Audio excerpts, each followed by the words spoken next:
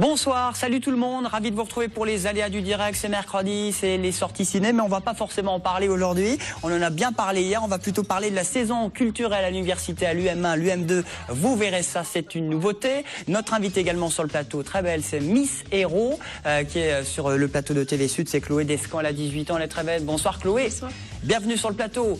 À la droite de Chloé, eh bien c'est Aurélien qui va nous parler de cette belle soirée au Hit Club, la saison 3. Ça commence ce vendredi, histoire de faire la fête avec bien évidemment des notes, festival de notes sur le dance floor. Aurélien, bienvenue sur le plateau. Merci. On va parler des vendanges également, parce qu'on recrute un petit peu partout dans la région. Vendanges tardives ou vendanges apparemment, on récolte les vins blancs en ce moment. On recrute, en tout cas, elle est avec nous, c'est Laure Deleuze du Pôle emploi de Lunel. Et puis la magie aussi, c'est l'affaire de Pierre Sicard pour les chroniques. Bonsoir Pierre. Bonsoir.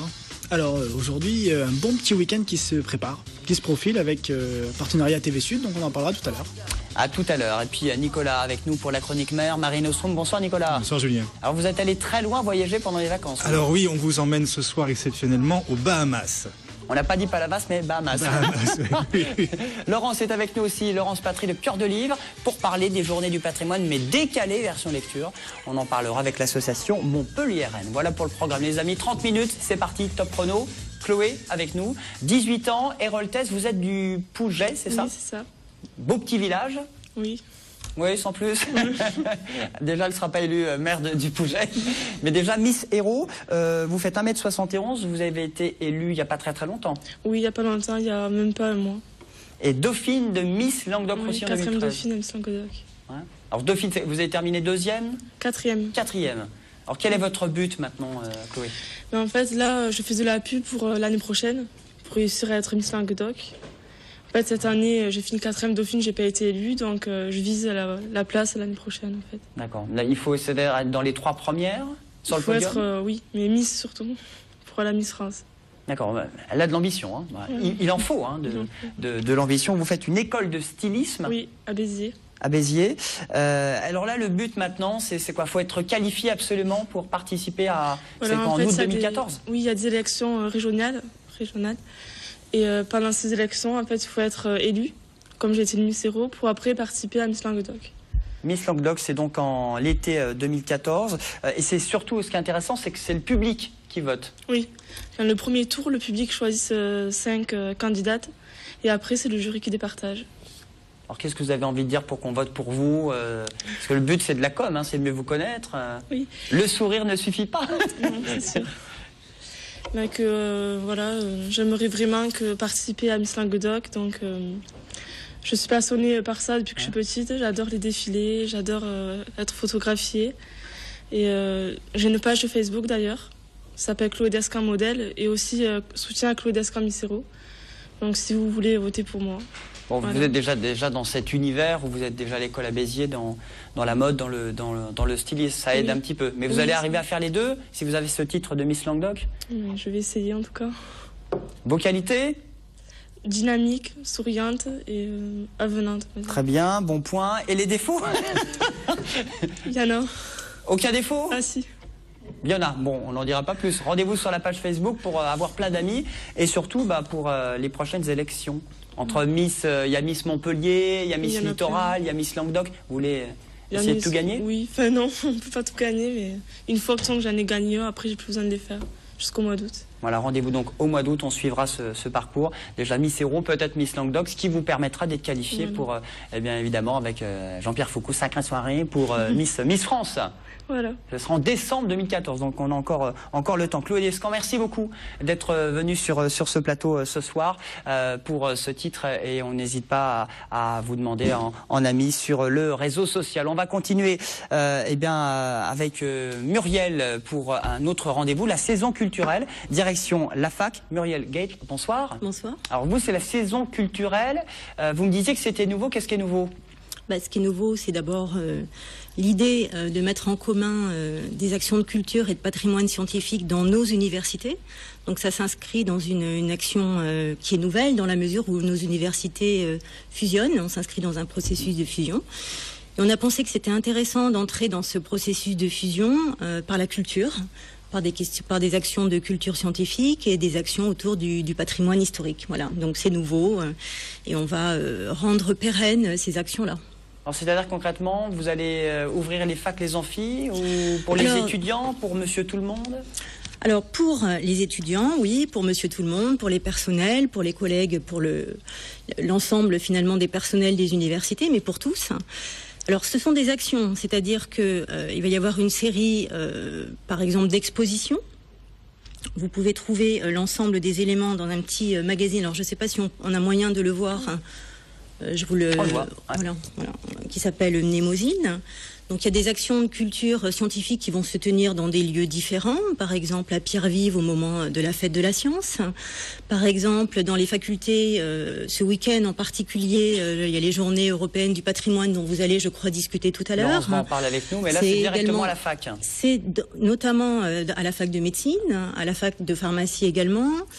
Il y a une exposition, c'est peut-être ça l'élément le plus intéressant, c'est l'occasion de la fusion des universités, c'est également l'occasion de mettre en commun des collections qui sont des collections absolument exceptionnelles dans les universités montpelliéraines. On renoue avec notre histoire universitaire et ça c'est une identité forte pour la ville, et on met en commun donc des objets des collections qui ont servi pour l'enseignement, qui ont servi pour la recherche, et ça sera l'occasion d'une très belle exposition, en tout cas j'espère, mi-novembre à la faculté de médecine, et une série de colloques qui vont se tenir, et des conférences qui vont se tenir à l'Institut de botanique. Voilà, on est déjà vraiment dans le concret. Alors c'est l'UM1, l'UM2, c'est ça? Alors c'est l'UM1 et l'UM2, donc ce processus de fusion.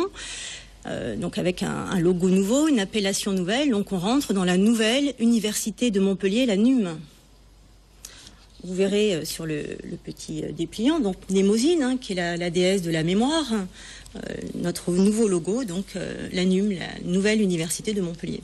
Voilà, le patrimoine, l'univers scientifique, la culture, accessible vraiment à tout le monde et aux étudiants, et notamment avec les journées du patrimoine, qui rencontrent un vrai succès, surtout à la fac de médecine et à la fac de sciences.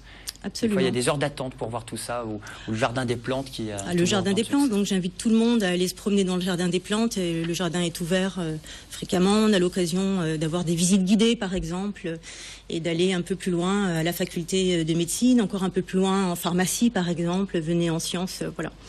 Beaucoup d'actions, et vous pouvez retrouver l'ensemble de ces informations dans le petit magazine Mnémosyne. Il y a site internet aussi? Alors vous avez des sites internet pour l'instant dans les deux universités, Montpellier 1 et 2, mais très prochainement un site commun, effectivement le site de la NUM, où on pourra retrouver l'ensemble de ces informations. Preuve du rapprochement des universités, de la fusion de tout cela. Merci beaucoup Muriel. Merci. Un autre site internet, c'est pôle-emploi.fr. Certains malheureusement connaissent ce site internet, ils sont bien nombreux chez nous. Mais là c'est pour donner aussi du boulot et pour parler vendange. Laure Deleuze, vous êtes conseillère au pôle emploi de l'UNEL. On est en plein dans les vendanges. Ça a déjà commencé, pas le recrutement, mais les vendanges ont déjà démarré. Donc les vendanges ont déjà démarré. Par contre, elles ont à peine démarré. Donc la semaine dernière, c'était plutôt les blancs. Donc là, on va commencer sur cette semaine sur tout ce qui est rosé. Par contre, les vendanges manuelles sur notre territoire, on va dire le muscat de l'UNEL et les rouges, vont commencer d'ici une semaine à peu près. Voilà. On sent un petit peu plus en retard à cause du temps, de la météo? Cette année, c'est entre 15 jours et 3 semaines de retard par rapport à l'année dernière. Alors j'ai vu que c'est un petit peu difficile. Certains étudiants, comme ils étaient déjà rentrés, je pense que Muriel peut témoigner, c'était compliqué pour les petits jobs d'été, mais là vous recrutez, vous avez quel profil vous recherchez et vous avez... Donc là nous avons mis en fait des opérations en place. Donc j'avais l'exemple par exemple de l'agence de Béziers-Libron qui dès juin-juillet, donc juin pour la vinification et tout ce qui était travail en cave et juillet pour ce qui était vendange manuelle, avait mis en place des opérations de sensibilisation, de recrutement, des job dating avec les employeurs. Donc là, normalement, les recrutements purement pour l'emploi sont presque terminés. Il reste encore une dizaine d'offres sur le Languedoc-Roussillon. Par contre, vu qu'effectivement les vendanges se décalent encore un petit peu, il est possible qu'il y ait encore des besoins. Donc moi, j'invite d'un côté les employeurs qui auraient besoin de renforcer leurs équipes, de nous téléphoner au 39 95 ou sur nos lignes directes, ou de passer une offre sur pôle-emploi.fr, et les demandeurs d'emploi de suivre les offres, puisque les muscats, ça va être la semaine prochaine. On a certains saisonniers qui vont avoir démarré autre chose comme saison parce que la nature est faite de telle façon que tout n'est pas en retard en même temps. Voilà. Donc, vous faites la mise en relation en fait, Laure, avec les viticulteurs. Voilà. Donc nous essayons effectivement de leur dire que nous sommes présents, que nous pourrons les aider pour le recrutement, que nous avons des demandeurs d'emploi. Dans ces cas-là, nous les mettons en relation.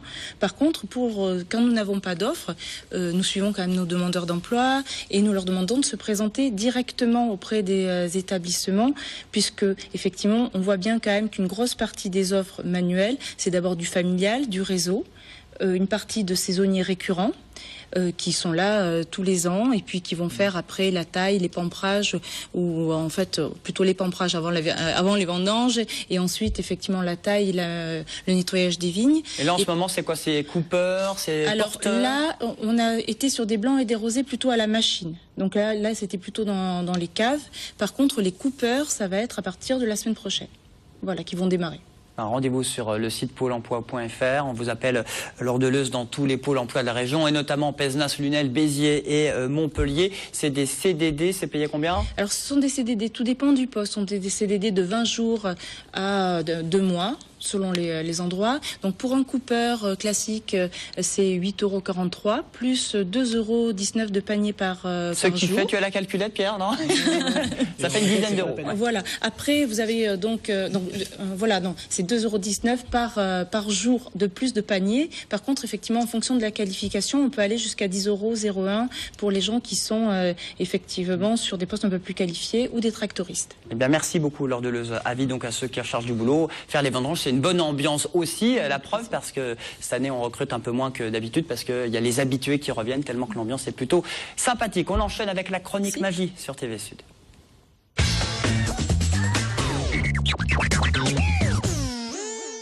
Avec de l'école Académie de Magie, boulevard Louis Blanc Montpellier. C'est ça, le cercle. Ouais. Ouais, déjà repris tout le temps. Eh oui, mais j'ai même pas arrêté. Moi, je suis un dingue. Je m'arrête jamais. Ah non. C'est un dingue, c'est un magicien. Voilà, j'arrête jamais et je viens. Alors exceptionnellement aujourd'hui, il y aura pas de démonstration de magie. Je sais. Dommage.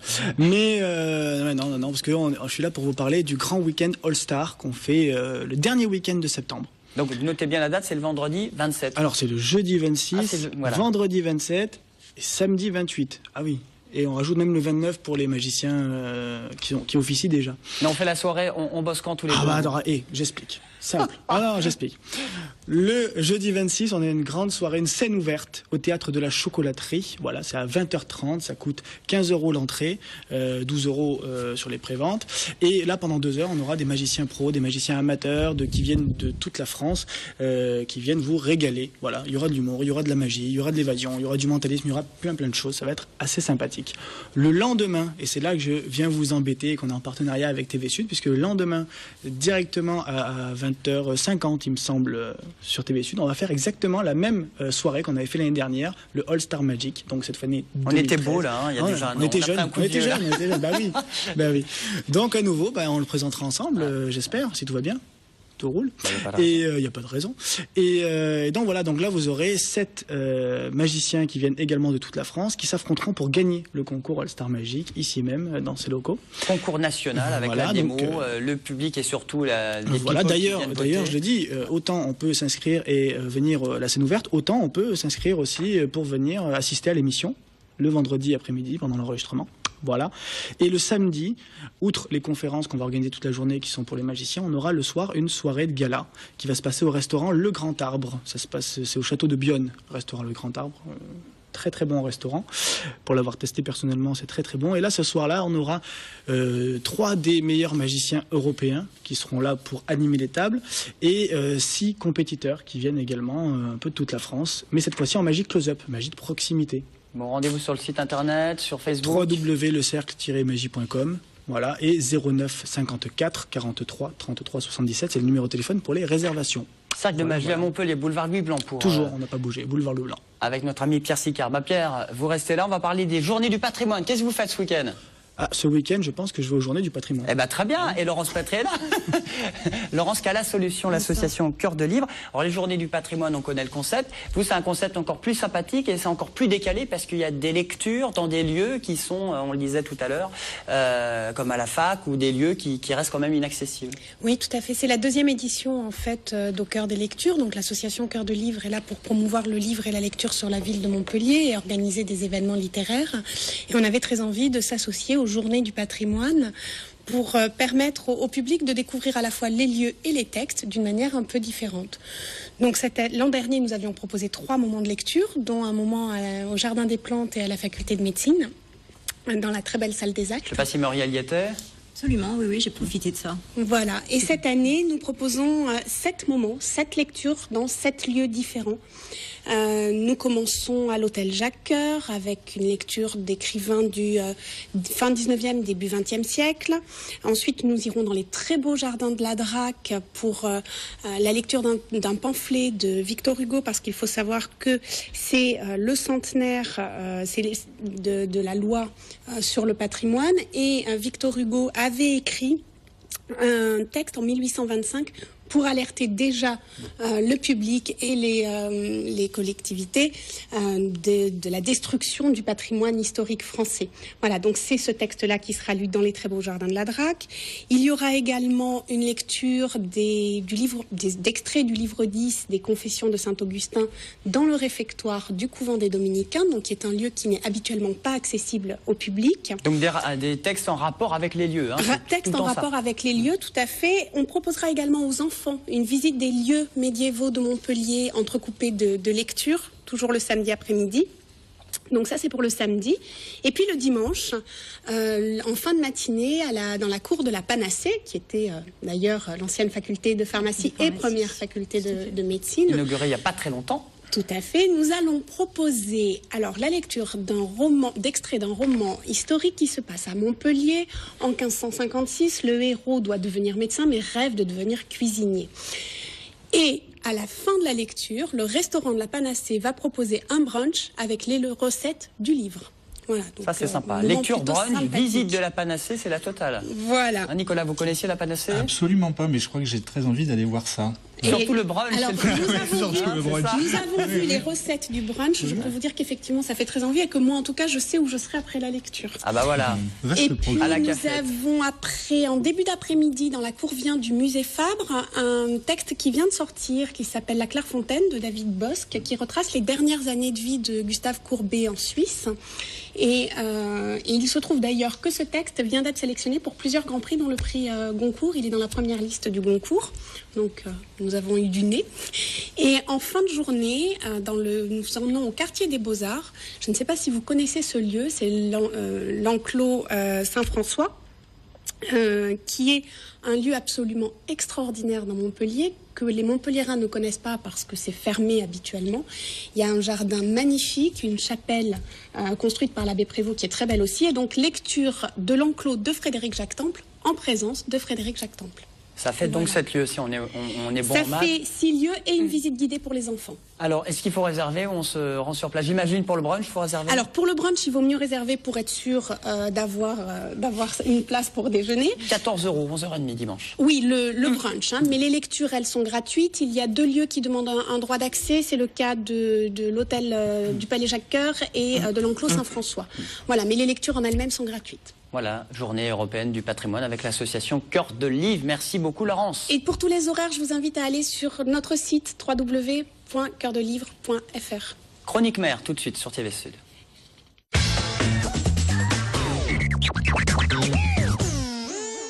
Alors Nicolas, on va parler de phénomènes naturels originaux et surtout de très belles images en provenance des Bahamas. Exactement, là je vous emmène, on va quitter Montpellier, on traverse l'Atlantique et on va aux Bahamas, qui est un petit état insulaire qui fait partie de l'alliance des petits états insulaires dont on parle dans l'exposition Histoire d'île à l'Aquarium Mare Nostrum.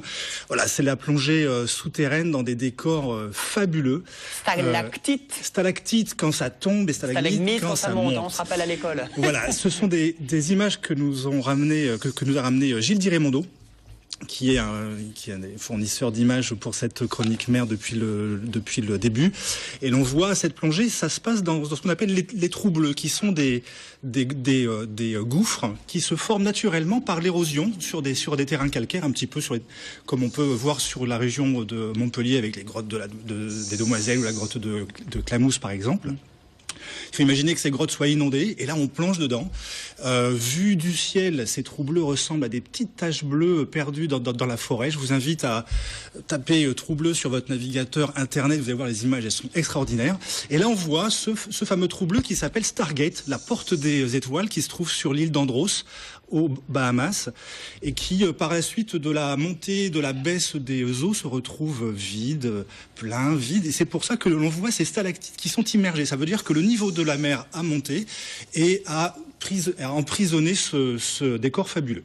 On va voir d'autres images. On va voir du rouge, c'est normal. D'autres images, mais oui, parce que l'eau qui s'infiltre au travers des terrains calcaires, elle passe et elle emmène avec elle, quand il y a beaucoup de pluie, tout ce qui a d'humus, de tanin, alors un petit peu rapport avec le vin aussi, et ça donne cette coloration rouge et on a l'impression de plonger dans un univers complètement délirant. On a ces colorations-là sur les rivières des forêts tropicales, etc. Et puis l'eau s'infiltre dans les terrains calcaires, et puis quelquefois, et c'est ce qui arrive dans la plupart de ces fameux trous bleus qu'on appelle aussi cénotes, qui est un mot dérivé du mexicain, rejoint la mer. C'est ce qui arrive dans une résurgence qui est pas très loin de Montpellier, qui est dans l'étang de Thau, qui est la résurgence de la Bise et qui est une espèce de source qui remonte sous le fond de l'étang de Thau à environ 30 mètres et qui donne une ambiance fabuleuse. Là, ce qu'on voit, c'est l'eau douce qui surgit du sol et qui ne se mélange pas avec l'eau salée. Et on voit une espèce de brume, on voit des filaments bactériens qui se sont développés à la frange de cette couche de non-mélange. Et c'est fondamental pour nous, parce que ça explique comment les masses d'eau ne se mélangent pas ou très très peu. Et ça explique la courantologie marine, ça explique la climatologie, le climat, la météo, le transport des polluants et la migration de certains animaux. Et ça, je pense qu'on peut en parler lors d'une prochaine chronique. Exactement, voilà un sujet. On cale la date. Allez, la prochaine fois, on parle de migration d'animaux dans le Montpellier. Et puis rendez-vous à Mare Nostrum, dont vous êtes le directeur des aquariums. Mare Nostrum, agglomération de Montpellier. Évidemment, rendez-vous à Mare Nostrum, on est ouvert tous les jours.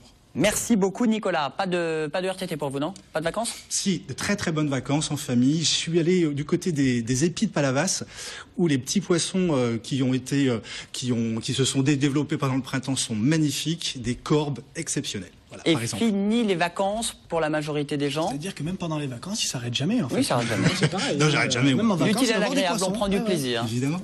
Fini les vacances pour le Hit Club par contre Aurélien. Tout à fait. On ouvre, Saison 3. Vendredi.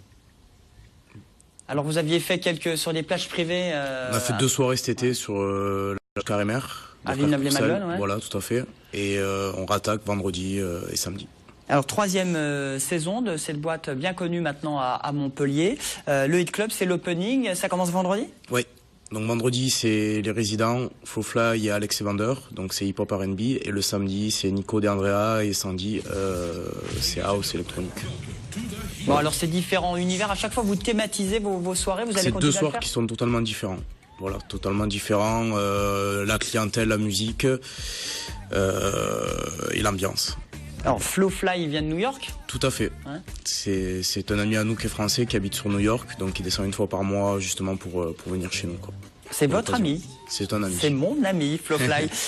Quel genre de musique donc pour l'opening vendredi par rapport à samedi? C'est hip-hop R&B, voilà, c'est tous les gros hits US du moment. Et le samedi, voilà, c'est vraiment musique électronique, mais on reste quand même accessible, quoi. Avec notamment Sandy. C'est ça, qui est résident de l'éphémère, la plage privée. Bon, les plages privées qui ferment, donc vous ouvrez, vous fermez en fait combien de temps finalement? On a fermé le 15 juin et on rouvre le 15 septembre, donc on a 3 mois de fermeture. C'est pas mal parce que vous laissez bosser les plages privées ou parce que tout simplement il y a moins de monde à Montpellier ou non, c'est vacances pour vous Aurélien? C'est le positionnement, non, les vacances elles ont été assez courtes parce que c'est vrai qu'il faut très vite reprendre le travail pour la programmation, quoi. Là on a travaillé jusqu'à janvier 2014 déjà. Déjà tout est calé, tout est prêt, on va sur le site internet Hit Club pour connaître voilà, déjà la prog. hitclub.tv, pareil sur les Facebook, Hit Super Club Montpellier, voilà, il y a tout. Bon, vous connaissez le Hit Club? Non? Ah, les vendanges, le patrimoine, on connaît, mais le dance floor, on connaît moins. C'est une très très belle boîte de nuit aussi, hein? Ouais, c'est un beau club qu'on a refait, qu'on a eu le temps de refaire durant la fermeture de ces 3 mois. On a tout refait, on a tout repensé. On a gardé le carré VIP qui a fait notre succès, mais sinon on a tout refait. Voilà. Bon, Muriel, ça fait partie de la saison culturelle pour les étudiants. Les boîtes de nuit, c'est incontournable aussi. Absolument, c'est très important, effectivement. Donc, moi, il me semble qu'il y a un très beau week-end qui se profile, un très beau week-end en perspective entre les journées du patrimoine et effectivement une soirée R&B samedi. Ça me semble vraiment intéressant, oui. Alors, vous serez où, Muriel? Vendredi, pardon. Oui, vendredi. Là, je vais réfléchir, effectivement, pour organiser. J'ai tellement de choix. Je vais vous pouvez réfléchir. même faire les vendanges avec l'or. Bon, les vendanges, c'était dans une autre vie, ça. Pour moi, en tout cas. Ou à Mare Nostrum avec Nicolas, ou la magie. Par exemple. Ah, nous, on a le temps encore, il y a 3 semaines. Encore 3 semaines, mais on lance déjà. Mais on peut déjà réserver, hein. Toutes les réservations sont On peut réserver pour le public ou pour participer à ce grand concours avec TV Sud.